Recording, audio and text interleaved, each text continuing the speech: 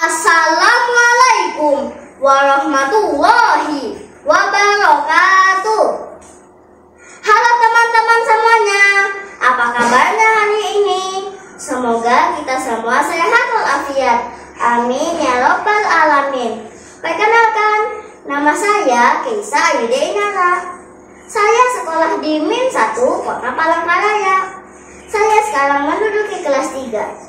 Pada kesempatan kali ini, saya akan menceritakan sebuah cerita rakyat yang berasal dari Sumatera Utara yang berjudul Asal-Usul Danau Toba. Cerita ini saya ambil dari buku cerita yang berjudul Kumpulan Cerita Rakyat Nusantara yang ditulis oleh Yudhistira Ikra Negara.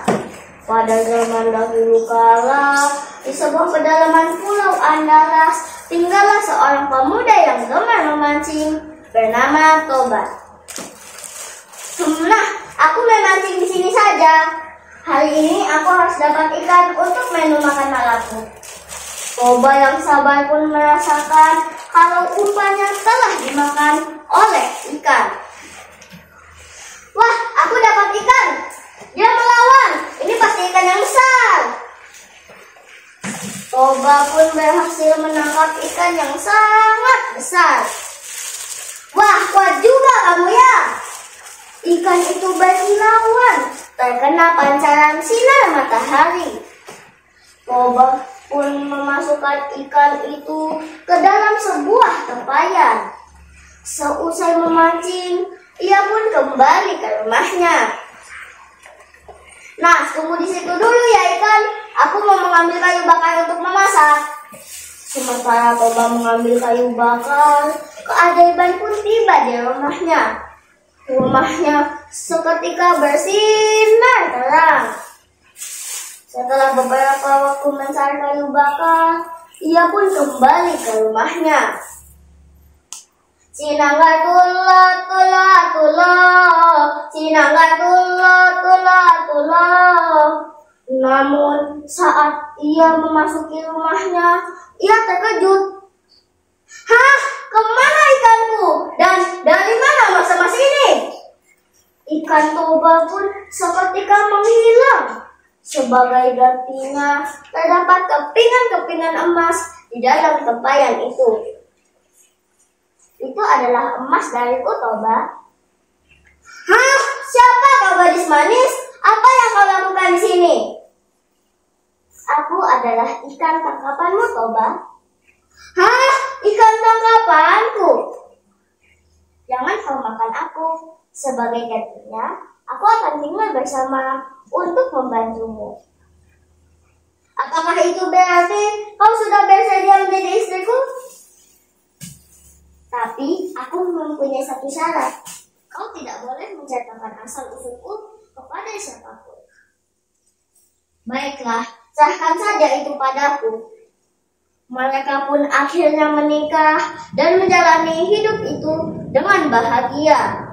Hingga suatu hari, mereka dikaruniai seorang anak yang diberi nama Samosir. Namun, karena sering dimanja, Samosir tumbuh menjadi anak yang pemalas dan juga nakal. Toba dan istrinya terkadang merasa prihatin karena sikap anaknya itu.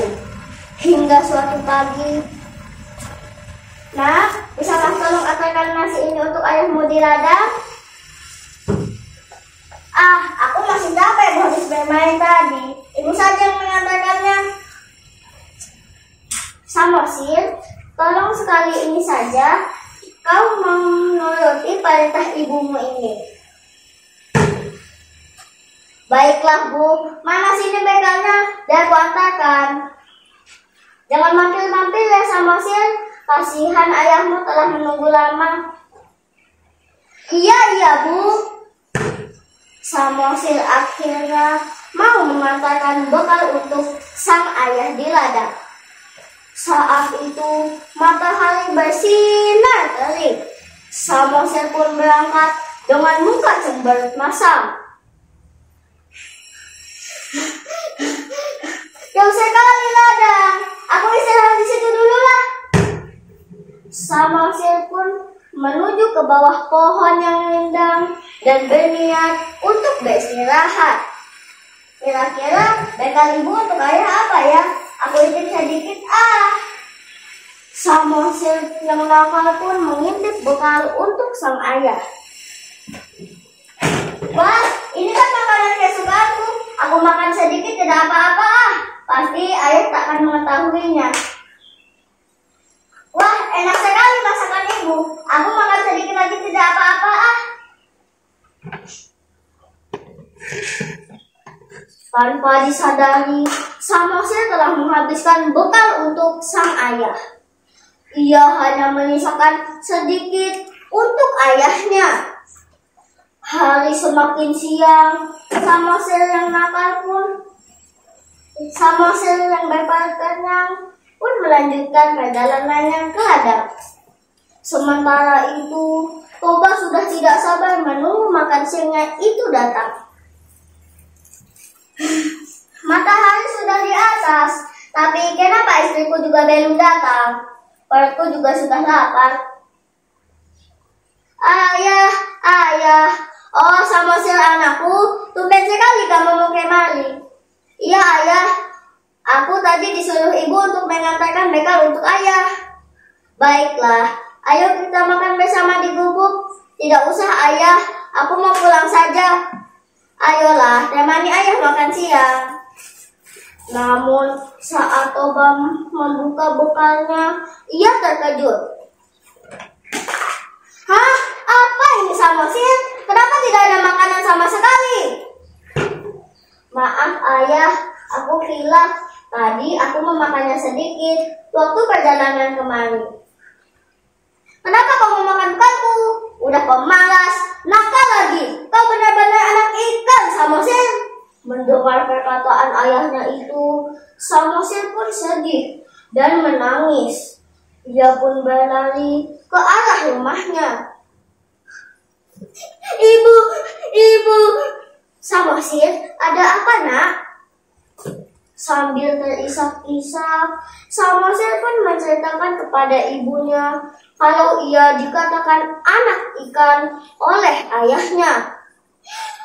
Mendengar perkataan Samosir, ia tidak menyangka kalau suaminya telah melanggar janjinya. Ia pun menyuruh Samosir pergi ke atas bukit yang lebih tinggi. Samosir, cepat nak, lari ke atas bukit sana. Baiklah bu.